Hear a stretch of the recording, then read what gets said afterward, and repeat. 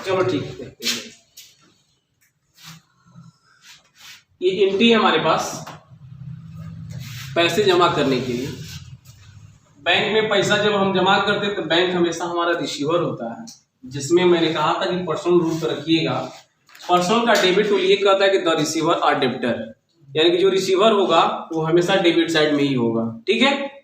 उसके बाद हमारे पास से कैश इसमें जा रहा है, यानी कि हम नगद यहाँ पैसा जमा करने का काम कर रहे हैं। ठीक है, पैसा जमा कर रहे हैं। ये पैसा जो है कि आपका हमेशा रियल में ही होगा, क्योंकि कैश है। रियल का क्रेडिट रूल ये कहता है व्हाट गोज आउट, यानी कि उसमें पैसे हमारे पास से जाने का काम करता है। हम इस तरह से एंट्री कर लेंगे, यानी कि बैंक हमारा हो जाएगा रिसीवर और कैश हो जाएगा हमारा गोज आउट, यानी कि ये हो जाएगा रियल का और बैंक हो जाएगा पर्सनल का। ठीक है। बैंक को रियल में भी रख सकते हैं, कोई दिक्कत नहीं है। रियल में भी करेंगे तो उसके पास कम इन हो जाएगा, यानी कि उसके पास पैसे जा रहे हैं और आपके पास से निकल ही रहा है पैसा, पैसा आपके पास से जा रहा है इधर। ठीक है। तो ये हमारी एंट्री, पहला एंट्री बनेगा, यानी कि बैंक में 5,000 रुपया नगद जमा किया। दूसरे एंट्री को हम लोग देखते हैं। दूसरा एंट्री हमारे पास ये है कि यहाँ लिखा गया कि 1,000 रुपए का कमीशन प्राप्त किया, जिसमें 200 रुपए छूट दिया। ठीक है। हम 1,000 रुपए का कमीशन प्राप्त कर रहे हैं और 200 रुपए छूट भी दे रहे हैं। इस चीज को देखना है। क्या बनाएंगे यहाँ पे, यानी जब कमीशन प्राप्त करते हैं तो कमीशन के रूप में हमारे पास कुछ ना कुछ तो आता होगा, यानी कि आने का बस रीजन क्या है, कैसे ही आएगा। चलिए हम बनाते हैं यहाँ पे, यानी कि बाई कैश अकाउंट डेबिट 800 रुपया। ठीक है। हमारे पास 800 रुपया आया। मैंने कहा था इसमें कि 200 रुपया हम लोग छोड़ने का काम कर रहे हैं, यानी कि हमको लेना था इनसे 1,000 रुपया, जिसमें हम 200 रुपये इनको वापस कर दिए, इनको छूट दे दी। उसकी भी हमको एंट्री करनी पड़ेगी, क्योंकि टैली है। नहीं अगर एंट्री करते हैं तो फिर आपके द्वारा जो है कि एंट्री नहीं करेंगे, आपके बॉस के द्वारा अगर पूछ दिया जाए कि 200 रुपया कहाँ गया था, आप जवाब नहीं दे पाएंगे तो अपने पॉकेट से भरना पड़ जाएगा। इससे बेटर है कि मैं शुरू में कहा था कि देखिए अकाउंटिंग करते वक्त टैली में जितनी भी काम कीजिए, मैनुअली काम कीजिए या सॉफ्टवेयर से काम कीजिए, लिखना जानिएगा, टाइपिंग करना जानिएगा। जो चीज आपके साथ हो रहे अकाउंटिंग में, टैली में, उस चीज को तुरंत लिख दीजिए। याद करने के भरोसे मत रहिएगा, नहीं तो याद करने के भरोसे रहेंगे तो बहुत चीजें हैं कि आज करेंगे 10 दिन बाद पूछा जाएगा तो उसका जवाब नहीं दे पाएंगे। तो जवाब देने के लिए आप हर चीज को लिखते चले जाइए। ठीक है, तभी हम अकाउंटिंग का जवाब दे पाते हैं। यहाँ पे हमको क्या हो रहा है, कैश हमको मिला कितना, 800 रुपया। ठीक है। अब अगर इसको रूल पे रखा जाए तो रूल पे आई, ये हो जाएगा हमारा रियल का। रियल का डेबिट रूल कहता है क्या, कम इन, यानी कि व्हाट कम इन होगा, यानी कि हमारे पास ये पैसे आ रहे हैं। दूसरा मैं बनाता हूं इसका जो होगा, जिसमें क्या बाई 200 रुपये हम छोड़ रहे हैं, यानी कि 200 रुपये छोड़ने का मतलब हमारा एक्सपेंस, यानी कि हमारा पास पैसे ये खर्च हो गए। खर्च करने का मतलब नहीं लॉस हो गए, सीधी सी बात है, लॉस हो गए। लॉस होंगे तो किस में होंगे, नॉमिनल के डेबिट साइड में होंगे। बस नॉमिनल का डेबिट का रूल रख दीजिए, यानी कि यहां लिखिए डिस्काउंट, अलाउ करना बस, ध्यान दीजिएगा। यहाँ पे अलाउ और इनकम में अंतर है। इनकम करते हैं तो हमारे पास आता है, अलाउ करेंगे तो हमारे पास जाएगा। ठीक है। अलाउ अकाउंट डेबिट में इसको भी लिखेंगे कितना, 200 रुपया। ये भी आपका कौन सा रूल होगा, ये हो जाएगा आपका नॉमिनल का। नॉमिनल का डेबिट रूल कहता है क्या, ऑल एक्सपेंस लॉस। ठीक है। उसके बाद 2 किस रूप में आ रहा है भाई, ये चीज देखना हमको, किस रूप में मिला, ये कमीशन के रूप में हम रिसीव कर रहे हैं। बस 2 में लिख दीजिए कमीशन। कमीशन अकाउंट क्रेडिट में आप चलाइएगा, यहां पे कौन सा, सॉरी 1,000 रुपये चला जाएगा। ठीक है, यही हुआ ना। अब एक चीज और ध्यान दीजिएगा, कमीशन आपका मिल रहा है, यानी कि आपके पास आ रहे हैं, यानी कि हमारे बिजनेस में बढ़ोतरी हो रही है। तो कमीशन को किस में रखेंगे, कमीशन यहाँ रिसीव हम कर रहे हैं ना। आप यहाँ लिख सकते हैं कमीशन रिसीव्ड, ऐसे भी लिख सकते हैं, कोई दिक्कत नहीं है। कमीशन रिसीव्ड कर देंगे तो ये आपका किसमें चला जाएगा, नॉमिनल के क्रेडिट टूल ये कहता है कि ऑल इनकम एंड गेन्स। ठीक है, ये हमारी बिजनेस की इनकम हो रही है, यानी कि हम यहाँ कमीशन प्राप्त कर रहे हैं। इसको हमने लिखा, किसमें लिखा, नॉमिनल के क्रेडिट साइड में लिखा। ठीक है, ये नॉमिनल के डेबिट साइड में हो गया। क्यों, अलाउ यहाँ कर रहे हैं, यहाँ 200 रुपये हम उसको छोड़ रहे हैं, यानी कि हमारे पास से लॉस हो रही है। नहीं तो अगर आप 1,000 रुपये लेते तो हमारी कंपनी में 1,000 आता ना, हमारे बिजनेस में आता कि नहीं आता। नहीं, मैंने यहाँ कितना लिया, 800 रुपया, तो कैश हमारा 800 रुपये से हो गया डेबिट, यानी कम इन हो गया। डिस्काउंट अलाउ 200 रुपया कर दिया, कमीशन रिसीव 1000 रुपया। ठीक है, हमको 1000 रुपया करना था, ये चीजें है। इसके बाद नेक्स्ट हम क्वेश्चन पे आते हैं। फिर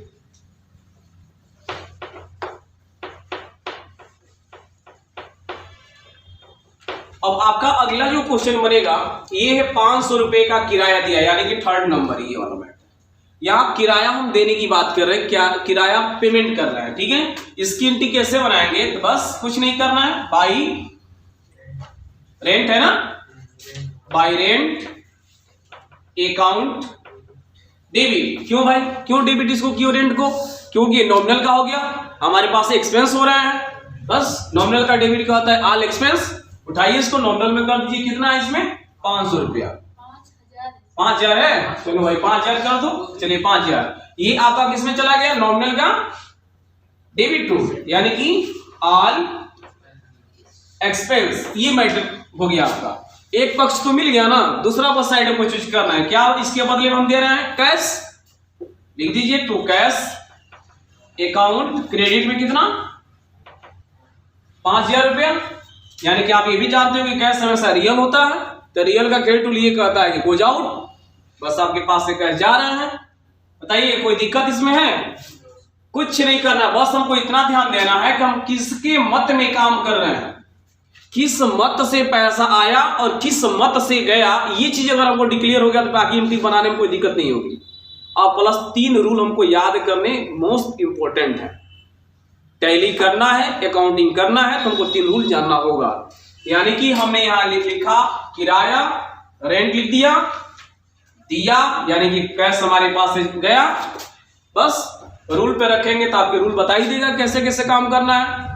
ठीक है, चलिए अगला फिर हम एंट्री देख लेते हैं इसका। अगला एंट्री दिया गया यहाँ पे 50,000 रुपए का फर्नीचर खरीदा जिसमें 5,000 रुपया छूट मिला है। ठीक है, यानी कि हमने सामान खरीदा और उसमें से दुकानदार ने हमको 5,000 रुपया छोड़ दिया, यानी 50,000 खरीदा था, 5,000 रुपया उन्होंने छोड़ा था। क्या बनाएंगे भाई, सीधी सी बात यहाँ लिखो। आपने पहले कंडीशन क्या किया था, अपना वाला काम करना, थर्ड पार्टी नहीं। आपने खरीदा था ना क्या, फर्नीचर, लिखिए परचेज फर्नीचर भी कर सकते हैं या फर्नीचर भी कर सकते हैं। ठीक है, फर्नीचर अकाउंट डेबिट कितने का, सीधा सीधा लिखिए अमाउंट 50,000 रुपए का, ये करता था ना 50,000 रुपए के अमाउंट करता। अभी देखिए यहाँ फर्नीचर का नाम है, फर्नीचर किस में जाएगा, रियल अकाउंट में। बस यहाँ लिखिएगा रियल का, रियल का डेबिट टूल जो कहता है क्या, डेबिट टूल होता है यानी कि व्हाट कम इन, यानी कि हमारे पास हम खरीदने का काम कर रहे हैं, यानी कहां गया ये वाला मैटर, ये खरीदने का काम कर रहे हैं, यानी परचेज हम कर रहे हैं। फर्नीचर हमने खरीदा कितने का, 50,000 रुपए का। अब एक काम इसमें और करना है कि इसमें कह रहा है कि आपको 5,000 रुपए की छूट भी दिया जा रहा है, यानी छूट मिला है। क्या करेंगे भाई, ये हमारे पास इनकम होगा ना, इनकम करने के लिए सीधी सी बात है, लिखिए टू क्या डिस्काउंट। अब क्या करेंगे, यहां रिसीव्ड करेंगे, डिस्काउंट रिसीव्ड क्रेडिट में कितना 5,000 रुपया। आप सोच रहे होंगे कि ये डिस्काउंट रिसीव क्यों लिखा गया, इसलिए लिखा गया है कि डिस्काउंट हमको मिल रहा है, यानी कि 5,000 रुपया हम खुद को रिसीव कर रहे हैं। ठीक है, हमारे बिजनेस में ये 5,000 रुपये आ रहे हैं, नहीं तो ये 50,000 का 50,000 चला जाता, भी 5,000 चला जाता है। ठीक है ना, इसीलिए हमने यहाँ रिसीव कर दिया है। ये किस में जाएगा, ये जाने का बस एक ही है कि ये भी आपके नॉमिनल में ही होगा, बशर्ते नॉमिनल के किस रूल में होगा, क्रेडिट साइड में होगा।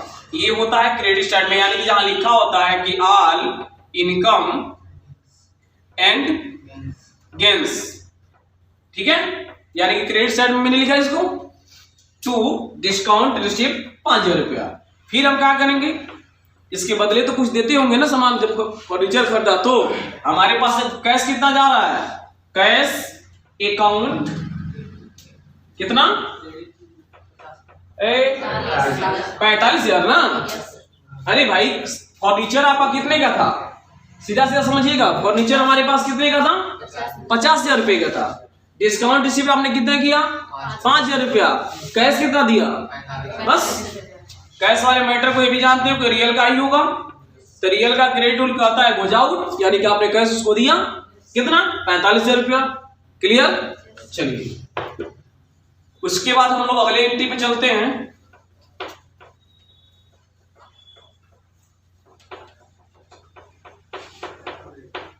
अगला एंट्री यहाँ ये है, पीएनबी बैंक से एसबीआई बैंक में 1000 रुपये भेजा। यानी कि कहा जाए कि मान लीजिए, फिर मैं आप लोगों को तमाम तरह के फोन पे गूगल पे चलाते हैं आप लोग, ठीक ना।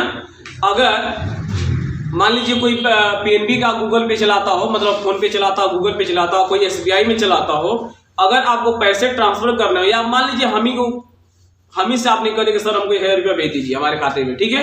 जब हम अपने खाते से भेजेंगे तो मेरा खाता एसबीआई का है, अब एसबीआई से आपके पीएनबी खाते में भेजेंगे तो हम क्या हो जाएंगे, भेजने वाले, और आप क्या हो जाएंगे, लेने वाले, यानी कि रिसीवर बन जाएंगे। बस काम तो यही करना है, देखना है कि इसमें रिसीविंग का काम कौन कर रहा है, कौन कर रहा है इसमें, एसबीआई ना। बस लिखो एसबीआई बैंक अकाउंट डेबिट कितना, 1000 रुपये, टू कौन, पीएनबी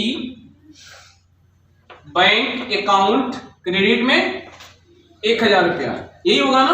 अब एक चीज थोड़ा सा ध्यान देना हमको, ये दोनों के दोनों पर्सनल के हैं, पर्सनल के है ना, बस पर्सनल में रखो।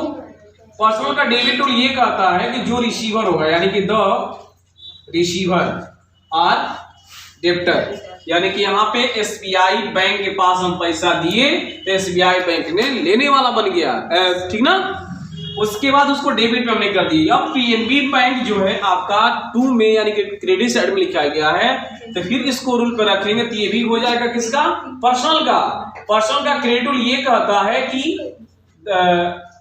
द गिवर और क्रेडिटर, यानी कि ये गिवर हो गया, यानी कि देने वाला हो गया। बस आपके माइंड में ये फिट होना चाहिए ना कि लेने वाला कौन है और देने वाला कौन है, और इतना क्लियर हो गया तो फिर एंट्री में कोई दिक्कतें नहीं होनी चाहिए, ठीक है। किसको आपने दिया बस उसको साइड में लिख दीजिए, किससे आप और किसने दिया उसको साइड में लिख दीजिए, आपकी एंट्रियां बन जाए। यानी कि पांचों एंट्रियों में कोई दिक्कत हो तो आप क्वेश्चन कर सकते हैं, पूछ सकते हैं, कोई दिक्कत नहीं। चलिए ठीक है।